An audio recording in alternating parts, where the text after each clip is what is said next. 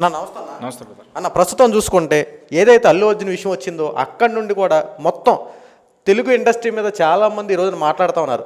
చాలామంది ఇప్పుడు తెలంగాణలో ఒక హాట్ టాపిక్గా ఈ అంశం తెర మీదకి వచ్చింది. విషయం ఏంటంటే ఆంధ్ర ఇండస్ట్రీ అంతా ఆంధ్రాకి వెళ్ళిపోవాలి, తెలంగాణలో ఉండడానికి వీల్లేదు అంటూ కొన్ని ఆరోపణలు వస్తూ ఉన్నాయి. ఇవి కేవలం మాటల వరకే పరిమితమా, లేదంటే నిజంగా ఏదైనా సీరియస్ ఎలిగేషన్ ఏమైనా రాబోతా ఉందా? ఇండస్ట్రీ మీద రాబోయే రోజుల్లో ఏమైనా పెను ప్రమాదం పడబోతుందా? ఆంధ్ర రాష్ట్రం కూడా చూసుకుంటే పొమ్మన లేక పొగ పెడుతున్నారంటూ కూడా చాలామంది మాట్లాడుతూ ఉన్నారు. ఏంటన్న ఈ విషయం? సో ఖచ్చితంగా ఇండస్ట్రీ అయితే ఇప్పుడు కాకపోయినా ఫ్యూచర్లో అయినా సరే ఆంధ్రాకి వస్తుందండి. ఎందుకంటే ఈరోజు రెండు తెలుగు రాష్ట్రాల్లోనూ వాళ్ళకి one and only option Andhra రాష్ట్రం ఒకటే కనిపిస్తూ ఉంది. ఎందుకు చెప్తా ఉన్నాను అంటే ఆంధ్రప్రదేశ్ తమిళనాడు నుంచి విడిపోకముందు మన తెలుగు ఇండస్ట్రీని కూడా కాలీవుడ్ ఇండస్ట్రీగానే పరిగణించేవాళ్ళండి. దేశం మొత్తం కూడా మన కూడా ఒక తమిళోడు లాగానే చూసేవాళ్ళు.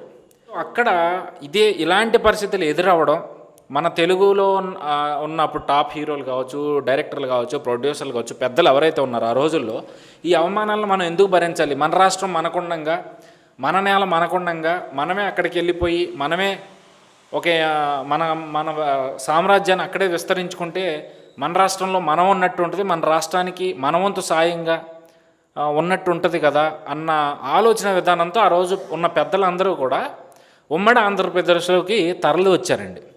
సో తరలి వచ్చిన తర్వాత అంచెలంచెలుగా ఎదుగుతూ ఈ రోజుకి అంటే రాష్ట్రాలు విడిపోయినా రెండు రాష్ట్రాలని కలిపి సినిమాలు తీస్తూ కూడా ఎక్కడున్నా రెండు మన రాష్ట్రాలే, మన నేలే అని చెప్పి హీరోలు కానీ సినీ ఇండస్ట్రీ అంతా గుర్తించి ప్రపంచ స్థాయికి తెలుగు సినిమా ఇండస్ట్రీ తెలిసే విధంగా చేస్తే ఈరోజు వీళ్ళలో వీళ్ళు రాజకీయాలు చేసుకుంటూ వీళ్ళ రాజకీయ లబ్ధి కోసం సినిమా ఇండస్ట్రీని ఇక్కడికి వచ్చేయమనేమో మన వాళ్ళు కొంతమంది అంటారు.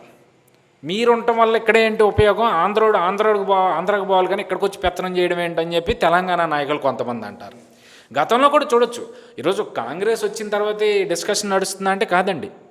గతంలో బీఆర్ఎస్ అధికారంలో ఉన్నప్పుడు కూడా మేబీ ఒక పక్క సపోర్ట్ చేసినా మరో పక్క ఇండస్ట్రీని భయపెట్టాడండి. అటు కేసీఆర్ కావచ్చు, కేటీఆర్ కావచ్చు, ఒక భయంకరమైన ఒక లూప్ హోల్లోకి వాళ్ళని నెట్టేశారు. అరే అనవసరంగా ఎందుకు మనం వెళ్తే పెట్టుకోవడం, సై అంటే సై అందాం, తానా అంటే తందాన అందాం అన్న విధంగా సినీ ఇండస్ట్రీని అంతా వాళ్ళ వైపుకు మలుచుకున్నారు. ఇక్కడ చూస్తేనేమో అప్పుడు జగన్మోహన్ రెడ్డి చేసిన విధి విధానాల వల్ల ఇతనితో పోల్చుకుంటే తెలంగాణ సీఎంఏ బెటర్ కదా అని చెప్పి సినీ ఇండస్ట్రీ అంతా వాళ్ళకి మద్దతు ఇచ్చిన పరిస్థితి ఆ రోజుల్లో. సరే వాళ్ళు చేసిన తప్పుల నుంచి ఇప్పుడు వచ్చే నాయకులను నేర్చుకుంటారు, మనకు మంచి చేస్తారని చెప్పి ఈరోజు కాంగ్రెస్ పార్టీని అధికారంలో కూర్చోబెడితే వాళ్ళు చేస్తుందేంటి? సినిమా ఇండస్ట్రీని మొత్తాన్ని కార్నర్ చేసి ఒకళ్ళ తర్వాత మొన్నటిదాకా ముందేమో మోహన్ బాబు గారి ఇంట్లో విషయాన్ని హడావుడి చేశారు, తర్వాత అల్లు అర్జున్ గారి విషయాన్ని తీసుకొచ్చారు. అది ఇంకా ముగిసిపోకముందే ఎన్టీఆర్ గారి గురించి ఏదో అబద్ధ ప్రచారం చేసుకుంటూ ఏదో చేసేయాలి, ఏదో పొడి చేయాలనుకుంటూ కూడా ఆ ఒక సాటి మహిళతో ప్రెస్ మీట్ పెట్టిస్తే ఏమైంది? చివరికి ఎవరు ఎరుబోగలు అయ్యారండి? సో సినిమా ఇండస్ట్రీ ఆంధ్రాకి రావాలా, తెలంగాణలో ఉండాలా అనేది సినీ ఇండస్ట్రీ వాళ్ళ ఇష్టం అండి. ఎందుకంటే మా సినీ అధ్యక్షుడు మా విష్ణు గారు కూడా ఇంతకుముందు ఒక స్టేట్మెంట్ కూడా ఇచ్చారు. సినిమా ఇండస్ట్రీ ఆంధ్రాకి వెళ్ళిపోవాలని అని ఏదైతే రచ్చ నడుస్తూ ఉందో దాని మీద మా సభ్యులందరూ కూడా మౌనం వహించాలి, దాని గురించి ఎక్కడ ఎవరో మాట్లాడొద్దంటూ కూడా ఆయన ఒక హుకుం జారీ చేశారు. సో మరి దానికి కట్టుబడి ఉంటారా మా సభ్యులు, ఎవరైనా దీని గురించి బయట ఎక్కడైనా మాట్లాడతారా అనేది తెలియదు. కానీ బట్ ఇండస్ట్రీ ఇప్పుడున్న పరిస్థితులను బట్టి చూస్తే వాళ్ళకి తెలంగాణలో కన్నా ఫెసిలిటీస్ ఆంధ్రలో చాలా ఎక్కువ అండి. ఎందుకంటే లొకేషన్స్ చూసుకోండి, మనకున్న అందమైన లొకేషన్స్ తెలంగాణలో ఎక్కడ ఉన్నాయండి? మేబీ అక్కడ పెద్ద పెద్ద బిల్డింగ్లు, హైవేలు, లేదంటే పాష్ కల్చరు అంతా అక్కడ ఉండొచ్చు. కానీ వాటికన్నా ఇక్కడ అందమైన పల్లెటూరులు కానీ ఎక్కడికెక్కడికో స్విట్జర్లాండ్, న్యూజిలాండ్ అక్కడికి వెళ్ళి షూటింగ్లు చేసుకునే కన్నా ఈరోజు మన వైజాగ్, అరకు, లంబసింగి ఈ ఏరియాలోకి వెళ్తే అక్కడికన్నా గొప్ప అద్భుతమైన అనుభూతి కలుగుతూ ఉంది. అలాగే హైవే ఇప్పుడు పెద్ద పెద్ద పాష్ కల్చర్ ఉన్న సిటీలు అంటే మన వైజాగ్ చూసుకోండి, ఎంత అద్భుతమైన నగరం. అలాగే ఈరోజు మన అమరావతి కనుక డెవలప్ అయింది అనుకోండి, ఖచ్చితంగా అక్కడ కూడా ఒక అద్భుతమైన నగరం ఏర్పడుతుంది. సో ఏది కావాలన్నా ఇక్కడే దొరుకుతుంది. అలాగే సీ కోస్ట్ మనకు ఉన్నట్టుగా ఎక్కడికెక్కడికో వెళ్ళి బీచ్ల్లో సాంగ్ షూట్ చేసుకుని వేలకు లక్షలు ఖర్చు పెట్టుకుని ఎక్కడికెక్కడికో వెళ్ళే కన్నా తక్కువ బడ్జెట్లో తక్కువ ఖర్చులో మన చుట్టూ ఉన్న సీ కోస్ట్లోనే షూటింగ్లు చేసుకోవచ్చు. సీస్ ఉన్నాయి, రివర్స్ ఉన్నాయి, పంట పొలాలు ఉన్నాయి, సిటీలు ఉన్నాయి, ఫ్యాక్టరీస్ ఉన్నాయి, కంపెనీస్ ఉన్నాయి. ల్యాండ్స్ లేకన మనకు కావాల్సిన ల్యాండ్స్ ఉన్నాయి. సినీ ఇండస్ట్రీ వస్తే వైజాగ్లో ల్యాండ్ కేటాయిస్తానని చెప్పి జగన్మోహన్ రెడ్డి గతంలో చెప్పాడు. ఇచ్చేనా చచ్చిన తర్వాత సంగతే. అంత టెన్షన్ పెట్టిన జగన్మోహన్ రెడ్డి కూడా ఒక అవకాశం ఇచ్చాడు కదా, మీకు ల్యాండ్ కేటాయిస్తాను, ఆంధ్రాకి వచ్చేయండి అన్న అని చెప్పి వాళ్ళకి చెప్పారు. సో వీళ్ళందరికన్నా చంద్రబాబు నాయుడు గారు సినిమా ఇండస్ట్రీకి ఇచ్చే వాల్యూ ఇప్పుడు వరకు ఏ నాయకుడు ఇవ్వనంత గొప్ప స్థానం అయితే సినీ ఇండస్ట్రీకి ఎప్పుడు చంద్రబాబు నాయుడు గారు మొదటి నుంచి ఇస్తూ వచ్చారండి. మేబీ ఆయన మామగారు అక్కడి నుంచి వచ్చారన్న ప్రేమాప్యతలో లేదంటే ఇంకేదన్నా కారణం నాకైతే తెలియదు, కానీ సినిమా ఇండస్ట్రీ మీద చంద్రబాబు నాయుడు గారికి అమితమైన ప్రేమ ఉందండి. చూసుకుంటే తెలుగు ఇండస్ట్రీ కూడా పవన్ కళ్యాణ్ గారిని కలవడం కోసం అపాయింట్మెంట్ కూడా తీసుకుంటారని చెప్పి కొన్ని వార్తలు వస్తూ ఉన్నాయి.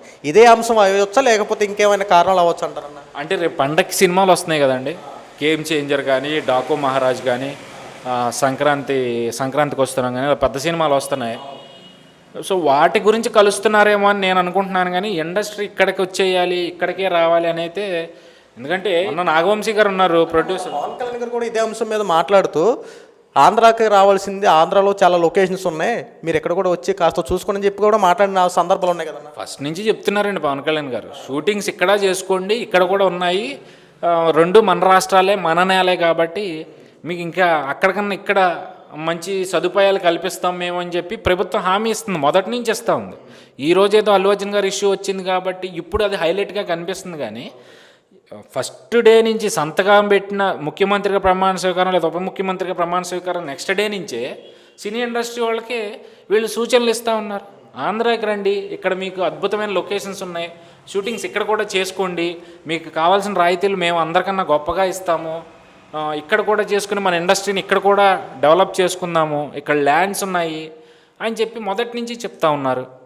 సో దాన్ని ఈరోజు మనం ఎట్లా చూస్తామంటే అల్లు అర్జున్ గారు ఇష్యూ వచ్చింది కాబట్టి ఇప్పుడు ఏదో పవన్ కళ్యాణ్ అపాయింట్మెంట్ కోరుకుంటున్నారు కాబట్టి మేబీ ఇక్కడికి రావడం కోసం చర్చలు జరుగుతున్నాయా అన్నట్టుగా అనుకుంటున్నారు. కానీ ఇప్పుడు చూడండి, ఉప ముఖ్యమంత్రిగా ఉన్నారు, ఆయన బిజీ షెడ్యూల్లో దాదాపుగా ఏడాది నుంచి ఆయన సినిమా షూటింగ్లకి దూరంగా ఉంటున్నారండి, 2 సంవత్సరాల నుంచి.